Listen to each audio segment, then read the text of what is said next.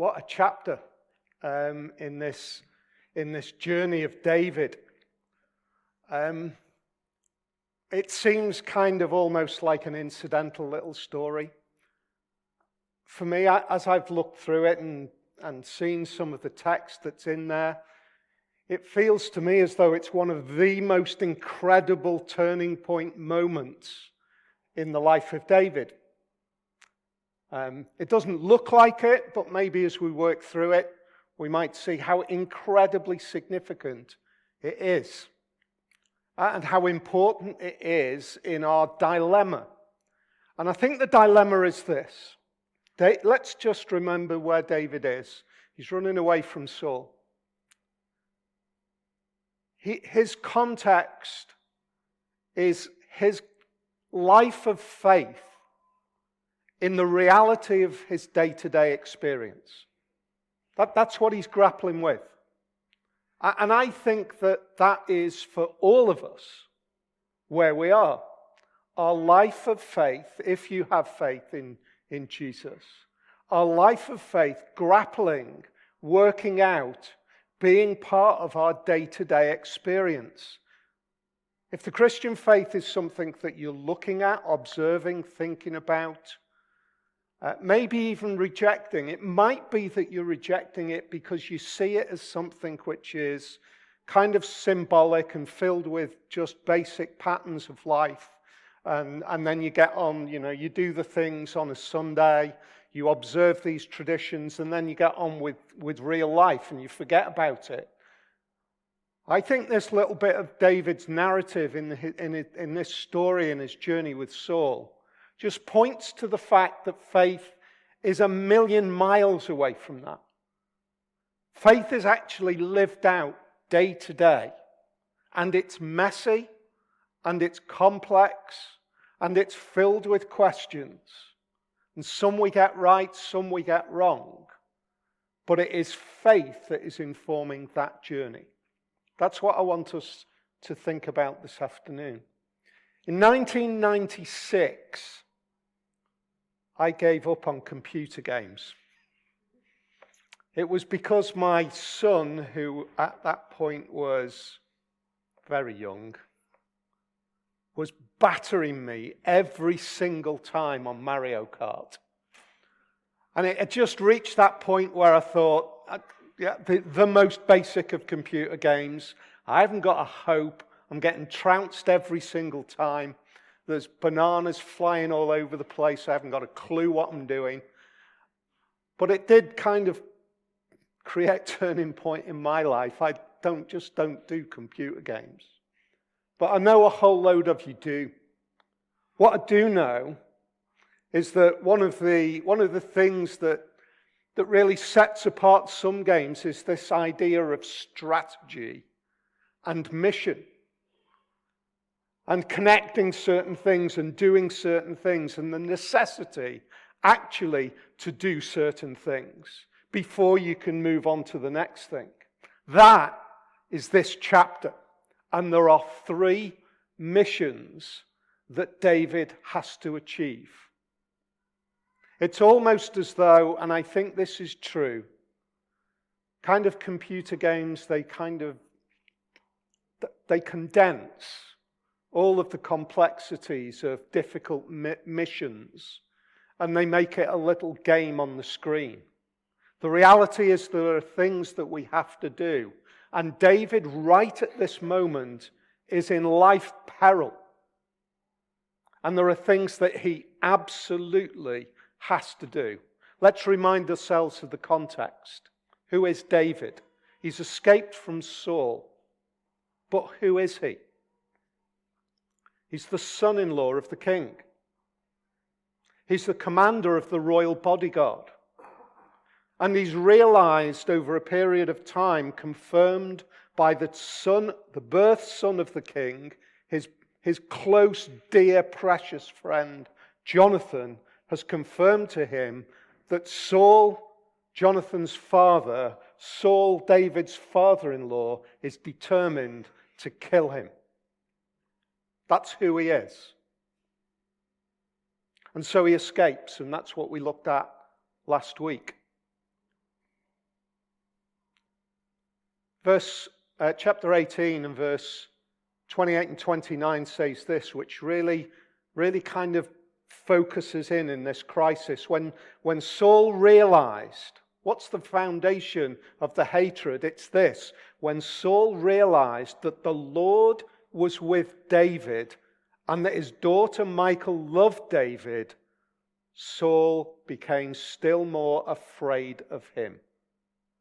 And he remained his enemy for the rest of his days.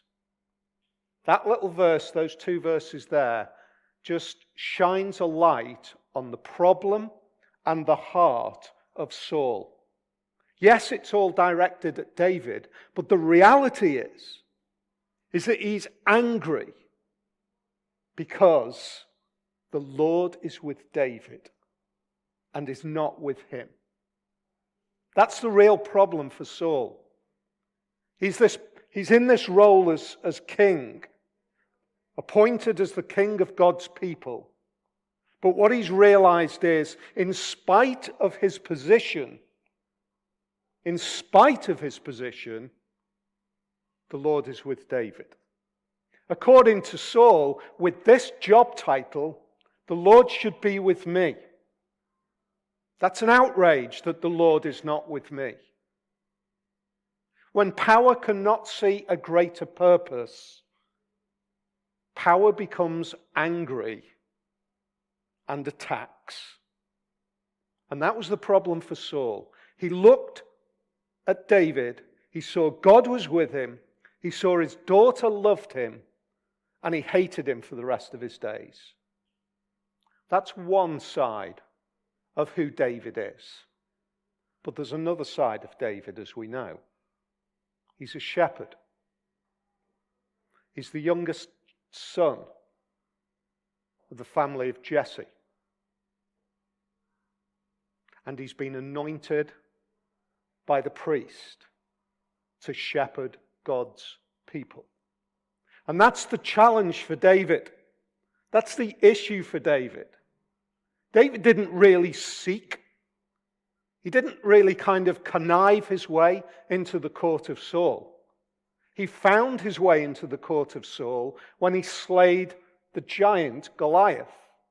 He found his place there. And he's got this challenge going on in his mind all the time, I suspect. Saul is the king. I'm called to be his bodyguard. And at the same time, I am anointed by God to be the shepherd of his people. I'm anointed to be king. What a dilemma.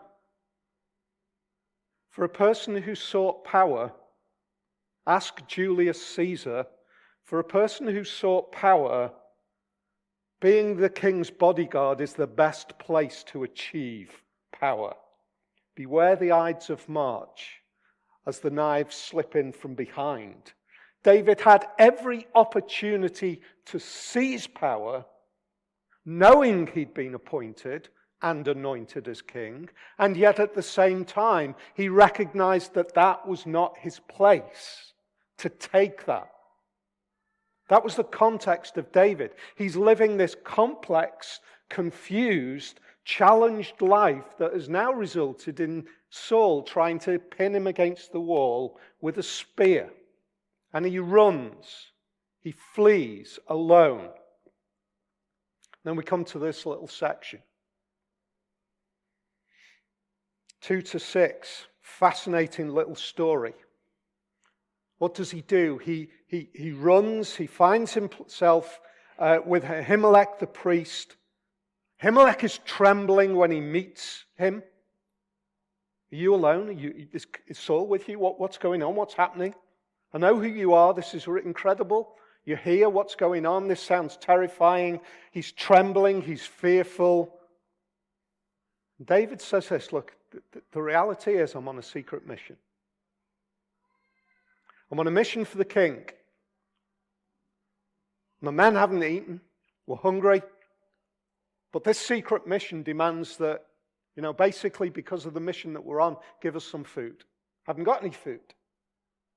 The only food I've got is the food that has been consecrated and given as a sacrifice before God, which is only for the priests. There's an amazing little verse where David says to the king, in verse 5, indeed women, so one of the things that is consecrating about the priests is their determined focus on their ministry. And one of the things that is a requirement of the priesthood to be able to eat that bread is that they are separated completely from any human distraction. So they left their wives while they were serving as priests for a period of time. They separated themselves away.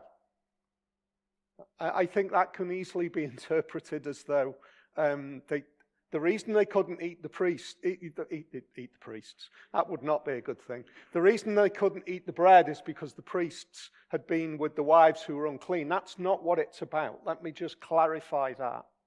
It's not about that. It's about the separation for the priests at a point in time to separate themselves from any distraction. You know, if you ask the England football manager, he knows exactly what this means. Separate yourself, be focused on your calling right now. David says, my men haven't been with their wives. They haven't been with women. We're on a mission. We're totally committed. Do you know what? We're going to come back to this little section in a few minutes, but it's fascinating. Here's David.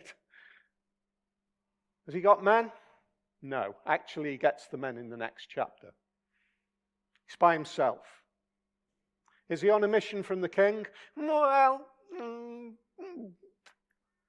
he's on a mission from the king, but he's not on a mission from the king. In other words, David, right at that moment, that critical moment in time, is challenged with a decision, and he makes a decision to create a narrative that achieves goal one of the mission: get food. You know that little thing that you kind of walk over to, a ping, load of food ends up in your basket on the computer game? Mission one, get food, achieved. But it really challenges, doesn't it? It really challenges.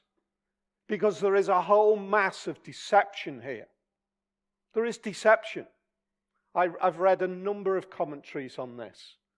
And for some, the grammatical gymnastics that they do to try to persuade us that David doesn't create a deceptive narrative doesn't convince me. You might be convinced by that, that's fine. I am not convinced. I am convinced that David, right at this moment in time, in the heat of battle, in the challenge that he faces, creates a deceptive narrative. He's right in the middle of a mess. His life is threatened. And so his human response in the crisis is intermingled with the spiritual goals of his mission. Feel like that sometimes? Feel like just confused, I don't know what to do? How do we answer that? This bit we're going to come back to, because I think it's critical in the story. And in fact, it's the only bit of the story that Jesus refers to. Later on, we're going to come back to it. So mission one, stage one, get food, achieved. Mission two, stage two, find a weapon.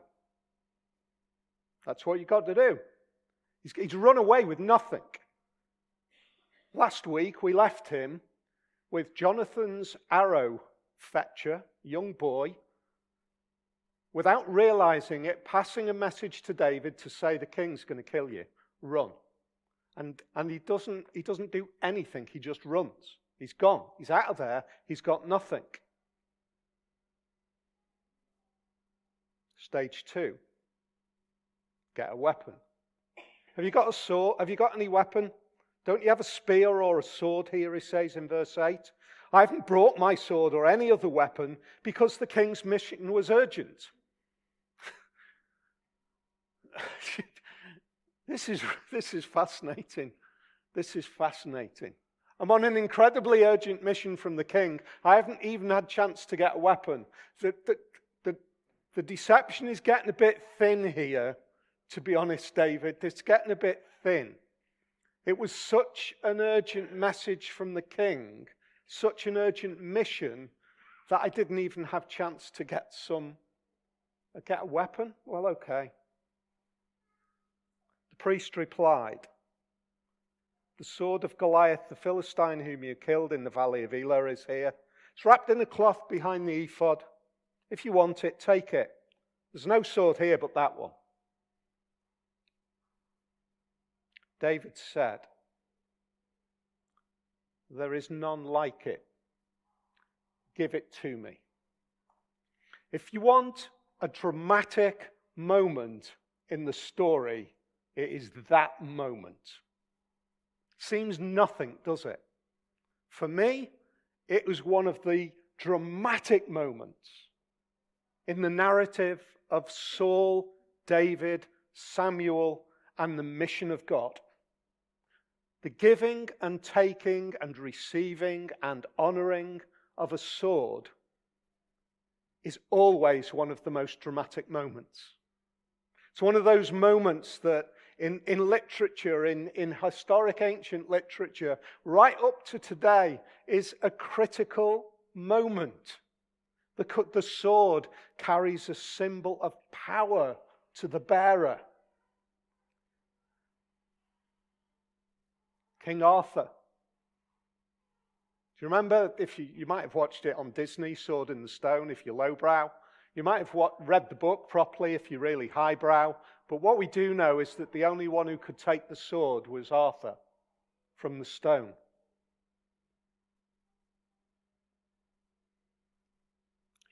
Perseus kills Medusa with Harpe, the sword that Zeus had passed to his son. Once again, Tolkien got this. Elrond gives Aragorn Anduril. A dramatic moment in the scene. The blade is reforged. The power of the past is given to the present, and the sword is given to Aragorn. But look at what happens here. Just think about what happens here. The sword that has killed Goliath, that has been lain down because the enemy is defeated. It's not needed anymore. The enemy has been defeated. The sword is no longer needed. David says this, there is none like it. Give it to me. Because that sword carries the symbolic power of this. There is an enemy of God's people and God's mission. And in the past, I've been given the task to take up that sword and to slay the enemy. I wish I could create some sort of kind of, I don't know, Steven Spielberg dramatic moment and shine the lights on this as David takes the sword, because this is the message. We are in that place again. There is an enemy of the mission of the king, Yahweh, the God of the people. And I will take up the sword again against the enemy of God's people, who is no longer an outside Philistine. He's the inside Saul. Wow. There's the mission. There's the mission of the king. You see, at that moment, I think there is a colliding, and there is a recognition for David in that moment. Yes, I am married to Michal, the daughter of the king. But the commander of the bodyguard that I was, I am no longer. I am once again the anointed shepherd who is called to take up arms to once again defend the people of Yahweh from the enemy. And the enemy outside is now the enemy within. If you want to see the pattern of God, if you want to see how God works in this world, it's there. It's with messed up people who don't quite know how to respond because they're hungry.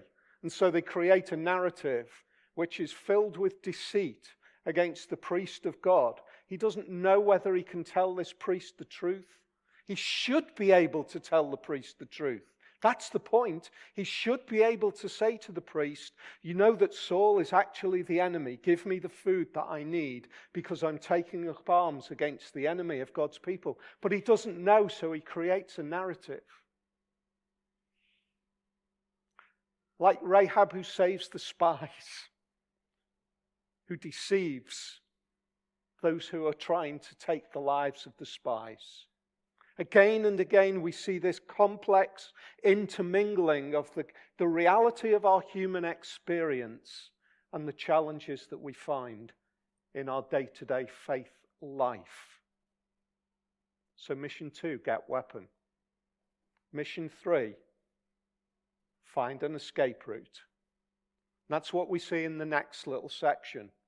I've called it a moment of madness. David flees to Achish, king of Gath. Look at just the irony of that. David flees the priest of God to a Philistine king. Do you remember Goliath was Goliath of Gath? Do you see the picture that's being painted here? David is taking the sword of Goliath of Gath that he killed Gath with back into the Philistine people. He's taken the sword back to Achish, king of Gath. And Achish recognizes him, realizes who he is. Isn't this the one who they sing about? Saul's killed his thousands, David killed his tens of thousands. David hears this. And in order to escape, he feigns madness. David took these words to heart and was very much afraid in verse 12. So he pretended to be insane in their presence, and while he was in their hands, he acted like a madman, making marks on the doors of the gate and letting saliva run down his beard. He looked mad. He acted mad. Deceit number 2.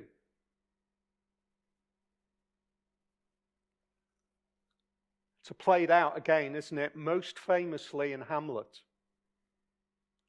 If you want a fascinating rabbit warren to dive into for about 7.5 hours, go online and read all of the convoluted and complex arguments about whether Hamlet was actually mad or not.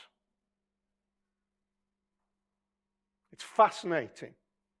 All sorts of complex arguments, from literary scholars to psychiatrists and all the rest of it, trying to work out whether a figure from literature was mad. It's madness. And yet, at the same time, we see David here feigning madness to escape. Mission completed. Find the escape route.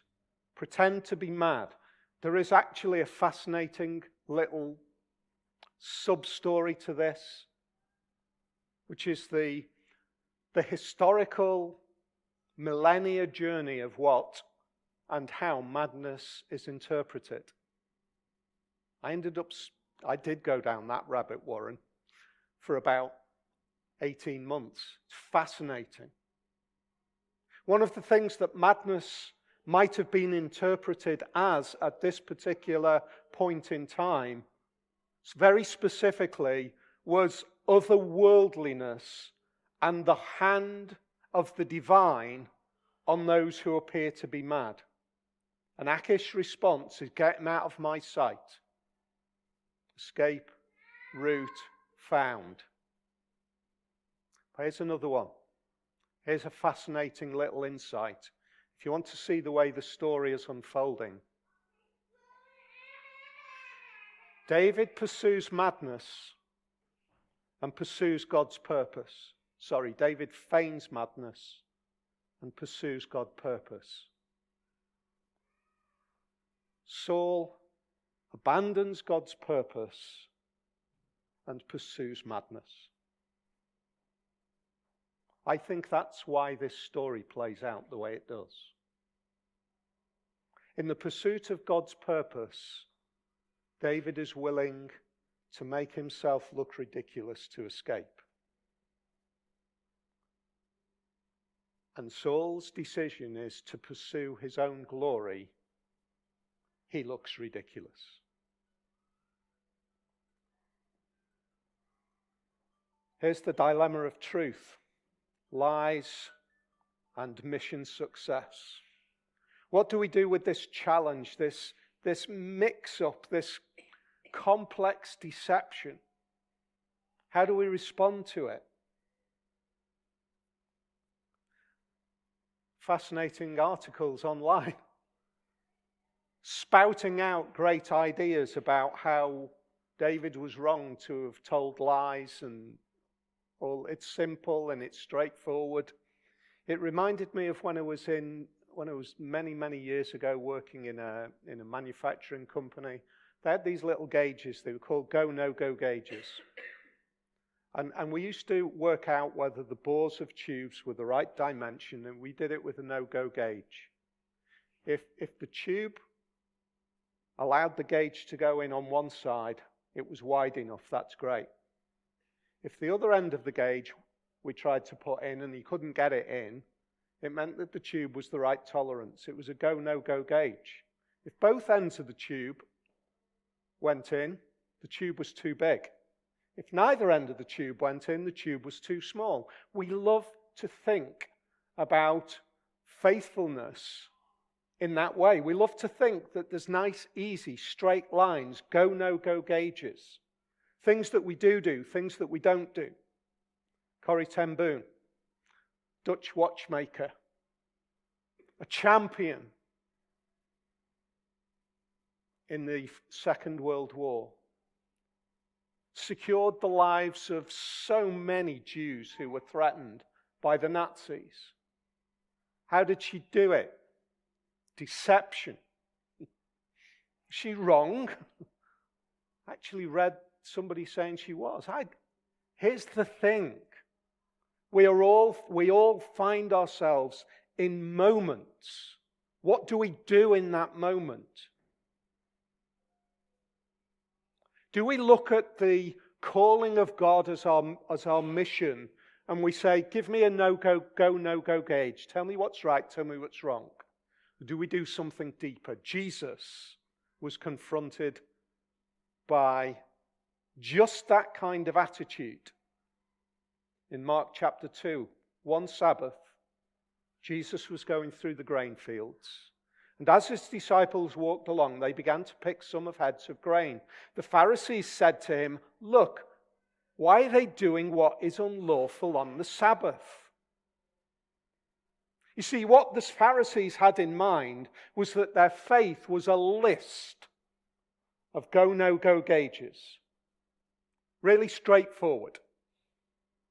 Things you do, things you don't do. If I do all of those things, right and wrong, then I'm going to do right before God, and he's got to accept me because I've kept all of the gauges right. My needle didn't drop too low, it didn't go too high, it was spot on. Now, Jesus, look at your disciples, they're picking grain. It is really clear.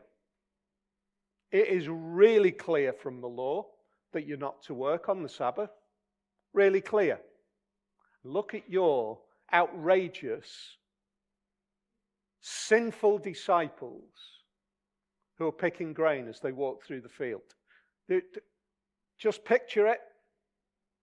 Walking through a field. We used to have a field behind our house, path down the middle. You could walk through the field if they were growing wheat. Stood no chance if they were growing rape. It kind of overflowed the path. But you could just walk along and you could pluck ears and you could give it a rub and there's the grain in the hands. That's exactly what they were doing as they were walking along.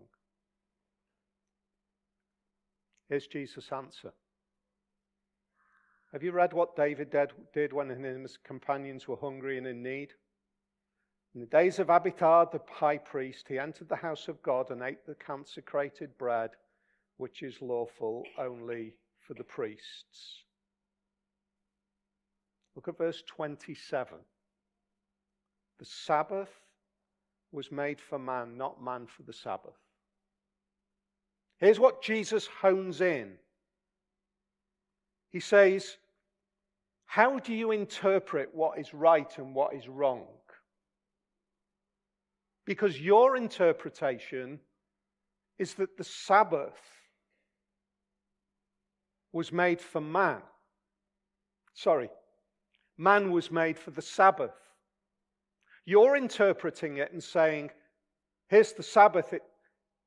It was made as your go, no-go gauge. It was made so that you could prove whether you were acceptable, whether you were right. And you've completely misrepresented the whole mission of God's people. The whole purpose of God was not to decide whether you were doing the right thing, the wrong thing. The whole purpose of God was to give you grace and mercy and goodness and privilege. And you twist it. And so David, what was his mission? To be the shepherd of God's people against the enemy. Disciples walking along in the field. You've got it wrong if you think they're wrong for plucking a few grains. It wasn't made so that they could serve the Sabbath. The Sabbath was made so it could serve them.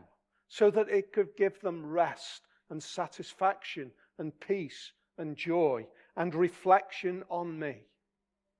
See, that's the thing. It's what the motive is. Because there's another moment in the story of salvation when Jesus could have saved himself. Not with deception, actually. But he makes it clear to Peter by calling down a host of angels that could have freed him and liberated him there and then. When David sought his safety, he had in mind the greater purpose of the mission of God's people, and the same was with Jesus. Same with Corrie ten Boom. The mission was not her own safety. The mission was those she was seeking to save. Same with Jesus. At the moment where he could have saved himself, he did the opposite. It really is kind of brought home to me in Matthew 27. He was accused by the chief priests and the elders, and he gave no answer. Then Pilate said to him, "Don't you hear the testimony they are bringing against you?" Jesus made no reply. Not even a single charge, to the great amazement of the governor. At the moment where he could have saved himself, he sacrificed himself. What for? The mission. And if there's one thing that we can take away from that in our complex journey of how to live our lives in mess, it's that. Is our heart daily, truly seeking the mission? Or is it straying into Saul's mission of ourself? Martin Luther had this in mind. He said this. As we try to work out, I'll close with this, he said this. As you try to work out, do this, do that, he says this, be a sinner. You're going to get it wrong, is what he's saying. Be a sinner. And let your sins be strong. Or maybe a slightly different translation of the German famous statement, or he says, or sin boldly. But let your trust in Christ be stronger. And rejoice in Christ, who is the victor over sin, death, and the world. You see, that's the attitude, that's the heart space when we're fixed with complexity. When we realize, as David does later on, that maybe what he did was wrong. have a look at that maybe in a week or so. But at least what we see is this.